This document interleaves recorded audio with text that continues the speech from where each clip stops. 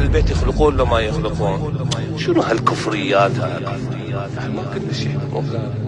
كثير من مجرد أن تعرض شبهة أو مسألة في علي أو في أهل البيت، على فرض المثال أهل البيت يخلقون ولا ما يخلقون؟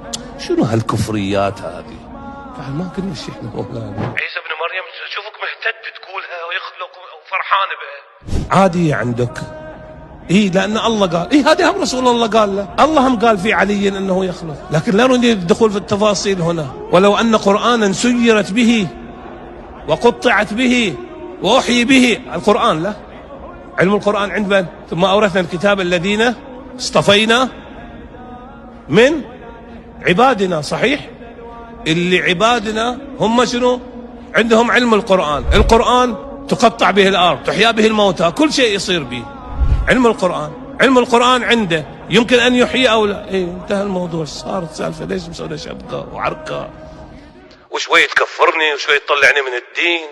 عمي أنت لم تعرف الله تبارك وتعالى، تقيس خلقه به، تقيس عليا بالله، تقيس رسول الله بالله.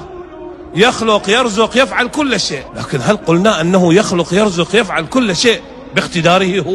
هو قادر على ذلك؟ هو يفعل بإرادته مستقلا عن إرادة الله؟ من يقول هذا؟ أي أحمق يقول هذا؟